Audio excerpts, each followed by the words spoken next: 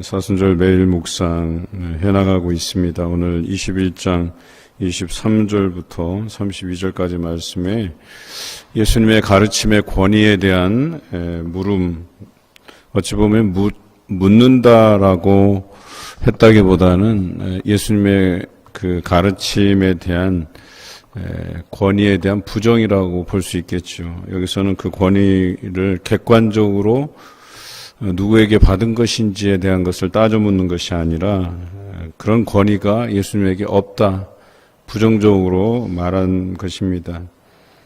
보통은 어디서든지 권위를 주장하는 사람들은 그 권위를 주로 남용하는 사람들이 행하는 일이다라고 하는 것이죠.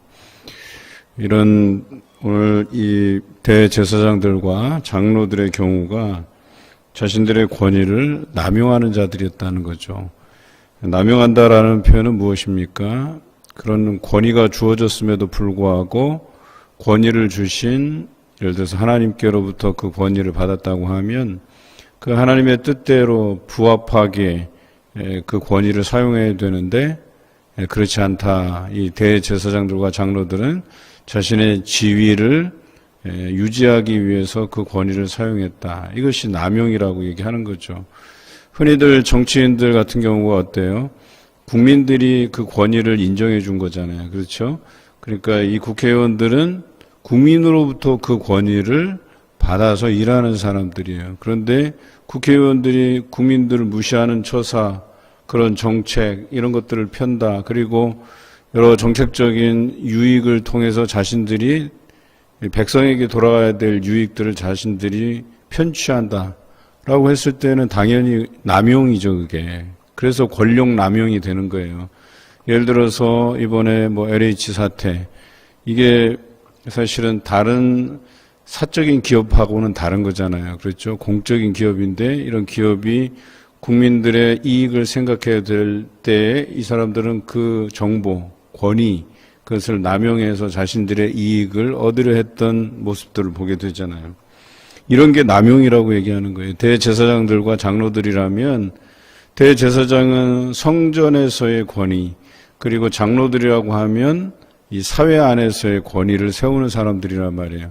그리고 그 권위는 하나님께서 주신 권위고, 그러면 하나님을 위해서 그 권위를 사용해야 됨에도 불구하고 이 대제사장과 장로들은 오늘 이 세례 요한의 권위를 두고 그들이 의논하고 고민했던 것은 자신들의 안전, 안위, 내 자리, 거기에 대한 논의만 했던 거예요. 그래서 이러지도 못하고 저러지도 못해서 오히려 예수님의 권위를 문제 삼으려고 했다가 자신들이 난처한 상황에 처해 있는 모습들을 우리가 발견하게 되죠. 그래서 그들은 사실 예수님께서 그 권위에 대한 물음에 대해서 내가 하늘로부터 그 권위를 받았다 하면 신성 모독죄를 걸어서 예수님을 곤란하게 엮으려고 했던 그들의 불순한 의도가 드러나는 것이죠. 그런데 그 세례 요한의 권위가 그 권위에 대한 물음을 통해서 예수님께서 이 정면으로 도전한 이들의 그 질문을 반박할 뿐 아니라 그 곤란한 상황들을 모면하는 장면들을 보게 되죠. 예수님께서 물으셨어요. 세례 요한의 권위가 특히 세례 요한이 했던 그 세례가 하늘로부터냐 아니면 사람으로부터냐, 이 질문을 던졌어요. 그들에게는 굉장히 난처한 질문이죠. 우선 하늘로부터라고 이야기하면 왜 너희는 세례 요한의 세례를 믿지 않았느냐라고 분명히 예수님께서 따져 물으실 것이고, 우리가 잘 알듯이 세례 요한이 광야에서 죄사함의 세례를 베푼 것을 우리가 기억하시죠. 그리고 이 사건은 예수님과 이렇게 묶여져 있는 사건이에요. 예수님께서 나옴에 그 세례 요한은 그 신들매도 감당하지 못하겠다고 말씀드렸음에도 불구하고 예수님께서 자처하고 세례를 받으셨지 않습니까? 그러니까 이것을 하늘로부터라고 인정해버리면 예수님께서 하나님의 아들이신 이 권위를 당연히 인정하는 꼴이 되는 거예요. 그러니까 이렇게 대답할 수는 없고, 그렇다고 해서 세례 요한의 이 세례가 사람으로부터 왔다라고 하면 이 세례 요한은 선지자로 여기는 수많은 백성들이 따르는 사람이었는데, 그러면 백성들이 그것에 대해 불만을 품고 자신들을 해하려고 할 것임에 틀림없기 때문에 자신들의 안전을 위해서 우리가 이것에 대해서 답변을 하지 못하겠다, 알지 못하겠다고 둘러대 버린 것이죠. 이렇게 해서 예수님께서는 지혜롭게 이 문제에 대해서 잘 넘어가셨죠. 사실 이 세례 요한을 통해서 하신 질문 너무나도 대단한, 어찌 보면 그 하나님의 아들로서의 권위가 아니면 이 부분들을 질문해내기가 참 어려운 거였었어요. 이 대제사장과 장로들 사이에서도, 특히 서기관들 사이에서도 세례 요한은 선지자로서의 어떤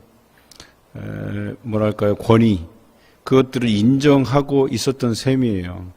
많은 사람들이 따랐고 표적과 기사가 따랐기 때문에 처음에는 그들이 세례 요한을 의아하게 생각했었죠. 왜냐하면 당연히 죄사함이라고 하는 것은 과거 그 제도에 의하면 그들이 대속죄일에 그 자신의 죄를 전가시킬 제물을 가지고 와서 성전에서 그것을 잡아서 드려야지만 죄가 속하여졌는데, 광야에서 세례를 받고 죄사함이 이루어지는 그 모습을 보고 이상히 여겨서 대제사장들과 서기관들이 찾아가요. 과연 이 사람이 뭘까? 왜 사람들이 성전으로 안 오고 광야로 몰려갈까? 그리고 그들의 그 속마음을 눈치채고 세례 요한이 그들을 향해서 뭐라 그랬죠?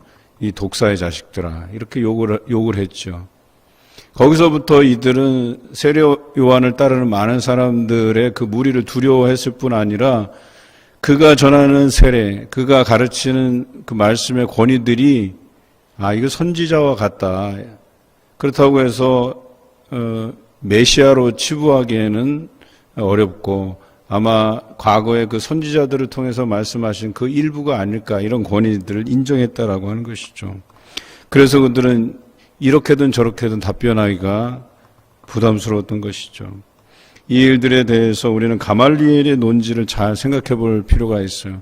사도행전 5장에 보면 사도들이, 특히 베드로와 함께한 사도들이 말씀을 전할 때에 그 권위에 대해서 시비를 걸었단 말이에요.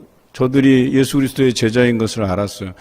예나 지금이나 똑같은 거예요. 이들은 예수님께서 활동하던 시대나 아니면 사도들이 활동하던 시대나 그 권위에 대해서 자꾸 문제를 삼으려고 했던 거예요. 그때 그들의 위대한 선생이셨던 가말리엘이 딱 정리하잖아요. 어떻게 정리해요? 당시에도 예수 그리스도 외에 내가 메시아다, 구약에서 예언된 메시아다라고 해서 일어난 사람들이 있었어요. 그 예를 가말리엘이 들고 있어요. 그 첫 번째 사람이 드다였어요. 드다는 400여 명이 그를 추앙하고 메시아다라고 따랐어요. 그런데 결국 어때요? 잡혀 죽게 되고 따르던 사람들도 다 도망가고 흩어져 버렸어요. 두 번째 사람은 갈릴리에서 난 유다라는 사람이었었어요. 이 사람도 역시 잡혀 죽고 따르던 사람들이 다 흩어져 버렸어요. 가말리엘의 이 논지는 뭐였냐면, 사람의 소행으로부터 났다면 그 사람은 자연히 하나님께서 망하게 할 것이다 라고 하는 거예요. 만약에 하늘로부터 그 권위가 났다라고 한다면, 그가 진정한 메시아라고 한다면 그 사람을 대적하는 행위가 곧 하나님을 대적하는 행위가 될 수 있다. 그래서 너희가 그것들에 대해서 주의하라고 분명히 이야기합니다. 교회에서는 목사만이 하나님께서 주신 권위로 일하는 게 아니에요. 평신도들에게도 하나님께서 그 권위를 허락하셨단 말이에요. 그래서 맡겨진 그 권위에 대해서 우리가 인정해주고 따라주고 할 필요가 있는 거예요. 그럼에도 불구하고 마치 그 권위가 목사에게 독점적으로 주어진 것 양 목회자가 가르치고 또 그 권위를 마음대로 휘두른다? 이거는 남용이에요, 남용. 아무리 목사라 해도 그 권위를 내 이익을 위해서, 내가 편한 어떤 목회를 하기 위해서 그걸 사용한다. 이것은 남용이에요. 또 저뿐만 아니라 우리 성도들에게도 하나님께서 봉사의 일을 맡기시면 헌신하도록 하기 위해서는 그 권위를 주시는데, 그 권위에 대해서 시비하고 하는 것들이 성경에 어떻게 표현되어 있느냐? 성령을 방해하는 것이라고 이야기하고 있어요. 그것은 용서받지 못할 죄라고 분명히 언급하고 있다라고 하는 사실이에요. 우리는 그 권위에 대해서 묻기 전에 하나님께서 어떤 이들을 통해서 그 권위를 허락하시고 권위 있게 일하게 만드시는지를 분명히 잘 알아야 돼요. 그 권위에 도전하고 시비 걸기 전에 그 권위가 누구로부터 왔는지를 정확히 알아야 돼요. 그리고 때로는 이 가말리엘의 논지의 부분들을 잘 기억해야 돼요. 하나님께서 주시지 않은 권위로 일하는 사람들은 당연히 망하게 돼 있어요. 그게 잘 될 리가 없단 말이에요. 그런데 이것이 하나님께서 주신 권위로 일하는 사람들이라면 우리가 따를 필요가 있다는 거예요. 왜? 그것을 방해하고 시비 거는 것 자체가 하나님을 대적하는 행위가 될 수 있기 때문에, 그래서 기도하면서 지켜보고 그 권위에 대해서 하나님께서 주신 권위라고 한다면 우리가 따를 필요가 있다라고 얘기하는 거예요. 그런데 성경에 보면 예수님의 그 가르침의 권위를 사람들이 어떻게 인정했느냐? 보통 사람들의 가르치는 것과 너무나도 다른 권위 있는 가르침이었다고 사람들은 평가했어요. 그런데 그 평가가 어떤 개인적인 잣대를 들이대서 평가한 게 아니에요. 하나님께서 그 예수 그리스도의 가르침을 통해서 사람들의 마음을, 그 심금을 울린 거예요. 그들을 변화시킨 거예요. 그리고 제자들로 따르게 하고 수많은 사람들이 따르게 하고, 또 그 안에서 어떤 사람들은 그 권위 사용함을 자신의 개인의 유익을 위해서 받아들였던 사람들은 다 떠나게 돼요, 결과적으로. 그런데 그것이 하나님의 권위로부터 나온 것임을 알았던 사람들은 따르고 제자가 되고, 그 사람들을 통해서 초대 교회들이 세워지고 복음이 땅끝까지 이르러서 전파되기 이르는 거죠. 이것이 예수님께서 가지신 권위라고 하는 것입니다. 우리는 이 권위에 대한 인정이 필요해요. 이게 말씀의 권위가 너무나도 중요한 것인데, 이 권위에 대해서 우리가 순복할 수 있는 지혜가 있어야 돼요. 혹이라도 이 권위가 남용될 소지가 있다면 여러분들이 그 부분에 대해서는 경계해야 되는 것이고요. 저는 목회자로서 좀 부끄러운 고백을 하려고 해요. 같은 목회자인데 어떤 사람들은 예수의 제자들을 길러내는 것이 아니라 오히려 목회자 편을 들어줄 사람들을 제자로 세워감을 보게 돼요. 올바르지 않아요. 바르지 않아요. 목사가 강단에서 망언을 이야기해도 그것을 따르고 지지하는 성도가 있다면 이건 건강하지 않은 교회입니다, 여러분. 하나님께서 그렇게 권위를 사용하도록 주시지 않았어요. 그것은 남용입니다. 오직 예수 그리스도의 제자들을 길러내는데 그 권위를 사용하고, 성도들이 하나님의 백성답게 살아가는데 그 권위를 사용하는 것이 올바른 권위라고 이야기하는 거예요. 저는 예나 지금이나 똑같아요. 여러분이 제 편에 서서 목회를 지원해달라는 측면에서 이 권위를 사용하는 게 아니에요. 여러분이 제 편에 서지 않으셔도 돼요. 여러분들이 하나님 편에 서고 하나님의 백성으로서 성도로서의 본분을 다하는 그런 사람으로서 성장하고 하는 것이 당연한데, 그것이 아니라면 제가 이 하나님의 권위를 왜 사용하겠어요? 여러분이 절대 자의로 내가 목사님 편에 서서 뭔가를 지지해드려야지 이런 생각하지 마세요. 여러분들은 이 말씀의 권위에 순종한다라고 하는 것은 하나님께서 여러분들에게 요구하시는 삶을 살도록 제가 이 권위를 사용하는 거예요. 그래서 여러분들이 생각하기에 정말 내가 하나님의 사람으로서, 백성으로서, 예수 그리스도의 제자로서의 삶을 살아가기를 바라신다면 그 권위에 순종하면서 나아가시길 바라요. 오늘 이 장로들과 대제사장들의 이런 잘못된 권위에 대한 도전에 대해서 오늘 포도원에 그 일하러 보낸 맏아들과 둘째 아들의 비유를 통해서 예수님께서는 그들을 비판하셨어요. 여기서 말하는 첫째 아들이 대제사장들과 서기관들과 장로들이겠죠. 둘째 아들은 여기서 언급한 세리들과 창녀가 되겠습니다. 물론 이 사람들을 콕 집어서 말한 게 아니라 대제사장, 장로들 그 외에 소위 말해서 이 권위에 대해서 너희가 그런 권리가 있냐, 권위가 있냐라고 치부하면서 자신들이 업신여겼던 사람들, 그런 사람들을 들어서 그 사람들이 차라리 권력을 남용한, 권위를 남용한 너희보다 낫다, 너희보다 먼저 하나님의 나라에 들어갈 사람들이다 라고 비판하시는 것이죠. 첫째 아들은 가겠다 하고 가지 않았어요.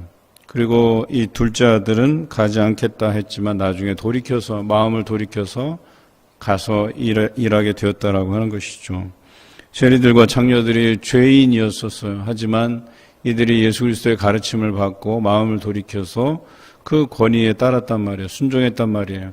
그리고 세례 요한이 전하는 의의 세례, 그 죄사함의 세례를 받았단 말이에요. 이런 사람이 하나님의 나라에 먼저 들어갈 것이라 얘기했어요. 그런데 자신들의 그 자리를 탐하고 안위를 탐했던 대제사장들, 장로들은 오히려 하늘로부터 그 권위를 받았지만 하나님의 뜻에 부합하게 살아가지 아니하고 자신의 이익을 취하는 데 그 권위를 사용했다는 거죠. 하나님을 인정하고 또 그런 부분에 의해서 세워졌지만 결과적으로 하나님을 인정하지 않게 되는, 오히려 하나님께서 말씀하신 것들을 거꾸로 뒤집은 이들은 결과적으로 세리와 창녀들보다 나을 것이 없다, 이렇게 말씀하고 계신 것이죠. 우리의 삶은 어떠하냐 이거예요.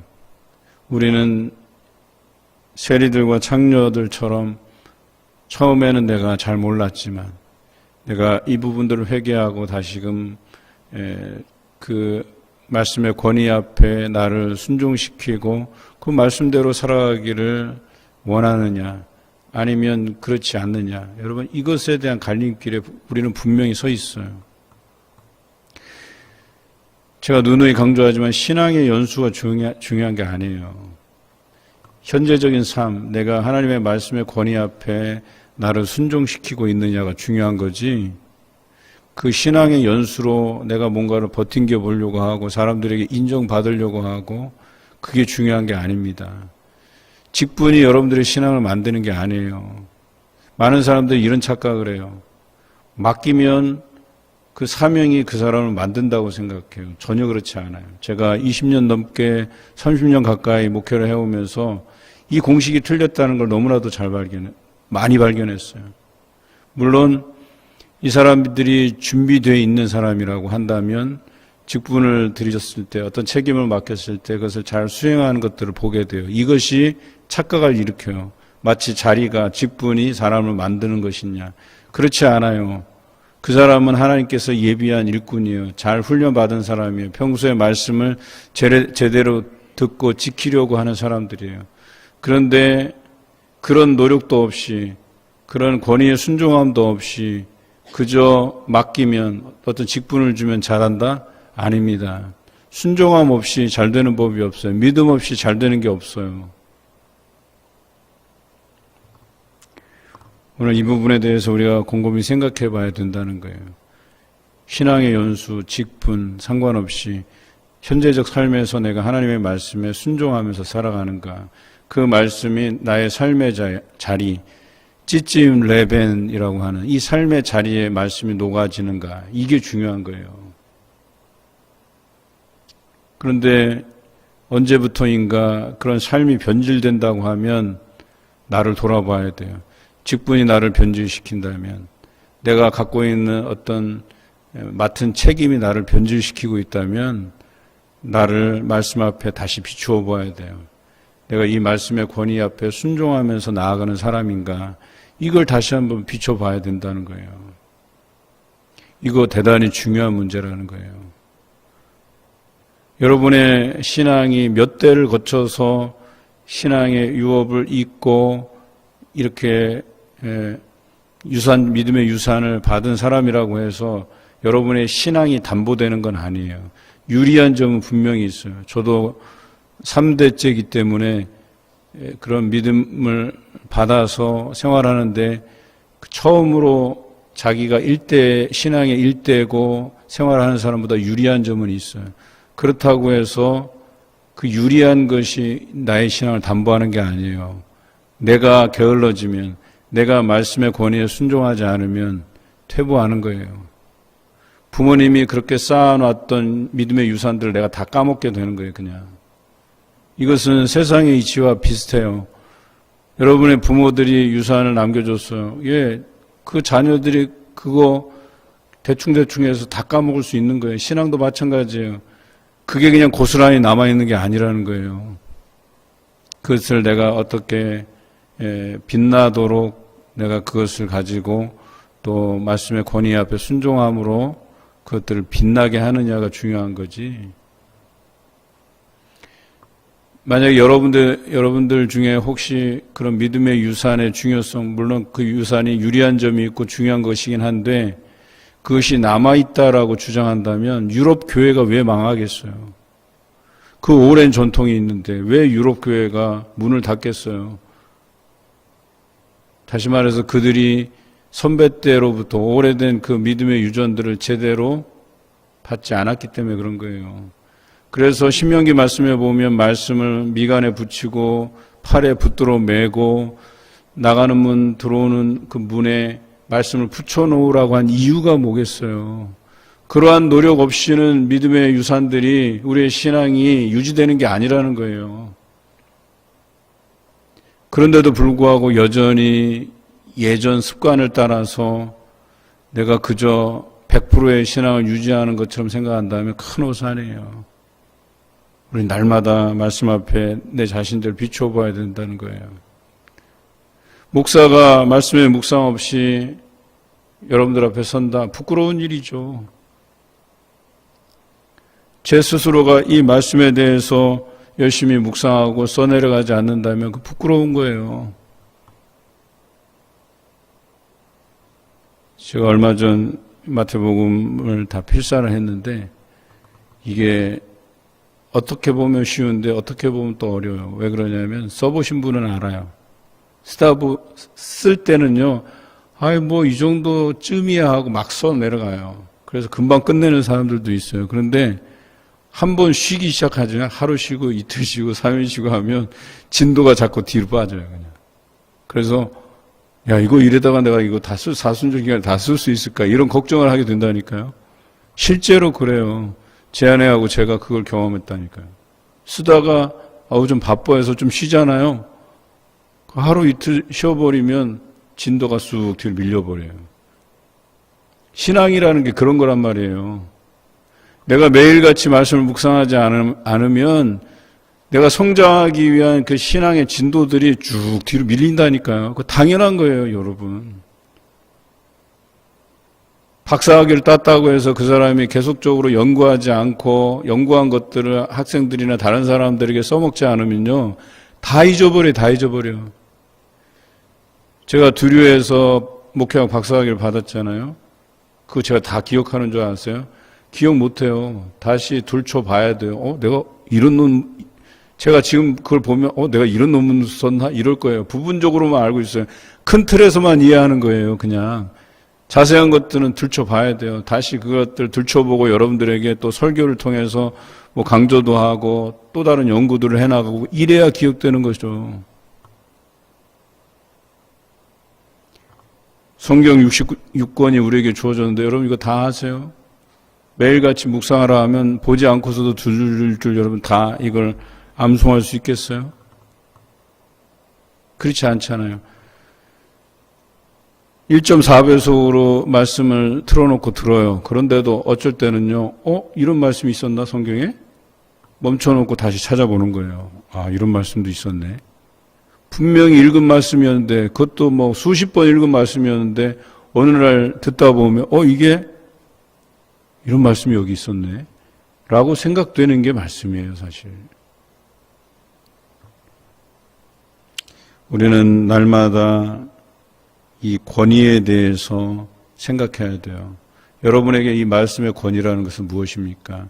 하나님께서 우리에게 말씀하신 것처럼 예수님께서 우리에게 가르치신 것처럼 성령께서 주신 감동으로 이 말씀을 이해하고 있는지 받들고 있는지 받아들이고 내 삶에서 녹여지고 있는지 이 부분들을 생각하시면서 이 한 주간을 이 사순절 기간을 보내시는 여러분 되시기를 주님의 이름으로 기원합니다.